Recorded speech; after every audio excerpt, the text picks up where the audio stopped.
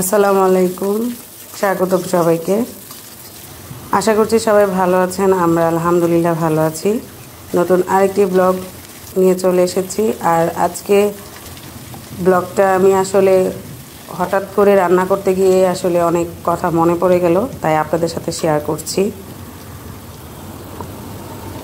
আজকে আসলে আমি রান্না করতেছিলাম গরুর গোশত ছোটো আলু দিয়ে আর আম ডাল।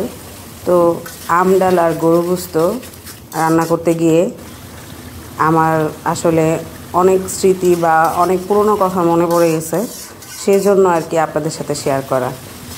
প্রথমে ভেবেছিলাম যে আজকে কোনো ভিডিও করব না, তারপরও যখন হঠাৎ করে কথাগুলো মনে পড়ে গেছে তাই ভাবলাম যে আপনাদের সাথে আমি শেয়ার করি, কারণ পুরনো অনেক কথা মনে পড়ে গিয়েছে। এই যে ছোটো আলু দিয়ে আজকে গরু গোশত রান্না করব, এই রান্নাটা এবং আম ডাল, এই দুইটা রান্নাই আমার আম্মার খুব পছন্দ ছিল।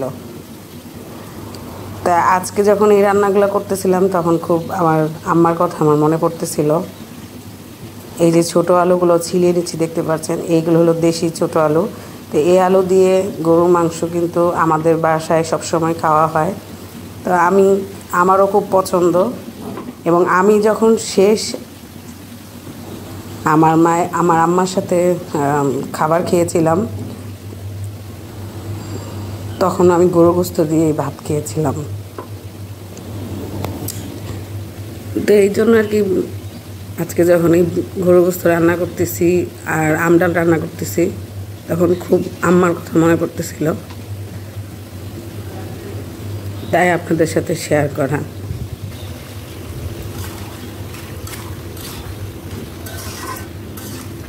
আজকে রান্না করতেছি, তো এর আগেও তো আমার গরুর গোশতের রান্নার রেসিপি আছে, কিভাবে রান্না করি তা দেওয়া আছে। তাই আর আজকে ওইভাবে আপনাদের সাথে রান্নাটা শেয়ার করলাম না, জাস্ট আমার পুরনো স্মৃতিগুলো, কথাগুলো আপনাদের সাথে শেয়ার করছি। জানি না কে কীভাবে নেবেন, তবে খুব ইচ্ছা করতেছিল আপনাদের সাথে শেয়ার করতে, তাই শেয়ার করলাম। আর এই তো এখন তো আমের সিজন, সবাই আম ডাল খাবেন, মানে পছন্দ যাদের। তো আমারও খুব একটা পছন্দের ডাল আম ডাল, আবার আম দিয়েও কিন্তু আমরা টকও খাই। তো এই তো আমি কিন্তু মাংসটা খুব সুন্দর করে কষিয়ে ছোটো আলুগুলো দিয়ে দিয়েছি।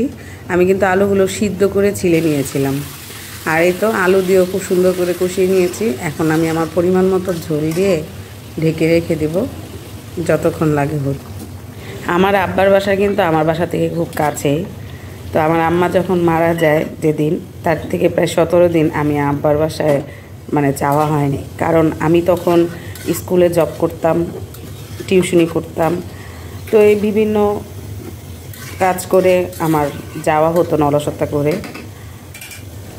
তো যেদিন আম্মা মারা যায় সেদিন আম্মার সাথে আমার রাতে কথা হয়েছে রাত 9টায়, যে আম্মা বলতেছে ভালো আছে, কিন্তু আম্মা একটু গলা ব্যথা। তাই আমি বলছি আম্মা গরম পানি খাও, ভালো হয়ে যাবে। তারপরে আম্মা আমাকে বলছিল যে কালকে আসিস, তোর জন্য টক রান্না করবো, কারণ আমি আবার এই আম টক, বিলম্বু টক, টমেটো টক এগুলো খুব পছন্দ করতাম। তা আম্মা বলতেছে তোর জন্য টক রান্না করবো, আসিস। কিন্তু আমার যে পরের দিন যাওয়া হয়েছে ঠিকই, কিন্তু আমার মার হাতে টক খাওয়া হয়নি। আমি রাতে 3টার সময় আমার ছোটো ভাই ফোন দিয়ে আমাকে বলছে আমার আম্মার নাই। তো এই তো, হয়তো আপনাদের কাছে কেমন লাগবে জানি না, কিন্তু আমার খুব খারাপ লাগতেছিল, তাই আজকের ভিডিওটা আপনাদের সাথে শেয়ার করলাম, আমার কিছু কথাগুলো শেয়ার করলাম। তো আম্মা মারা যাওয়ার পর প্রায় 2-3 বছর আমি এই টক জাতীয় খাবার খাইনি, আমার খুব খারাপ লাগতো। কিন্তু এখন খাওয়া হয় আর কি। ওই তো মানুষ তো চলে যায় ঠিকই, কিন্তু দিন কিন্তু ঠিকই আবার আমাদেরও কেটে যায়, সময়গুলো চলে যায়। তো এই তো এখন শাওয়াল মাস চলতেছে। আমার আম্মা এরকম শাওয়াল মাসেই মারা গিয়েছিল, আগস্ট মাসে আগস্ট মাসের 7 তারিখ 17 সাল, এবং শাওয়ালের 23 তারিখ আমি যতটুকু জানি,